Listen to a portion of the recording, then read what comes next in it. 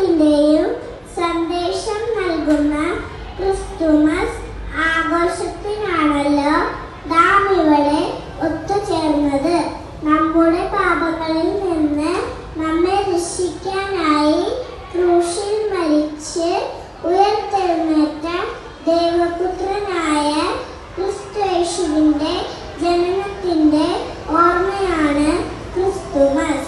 താഴ്മയോടെ ജീവിച്ച ക്രിസ്തു കാലിത്തൊഴുത്തിലാണ് ജനിച്ചത്. തന്നെ നിന്ദിക്കുകയും വേദനിപ്പിക്കുകയും ചെയ്തവരോട് യേശു ക്ഷമിച്ചു.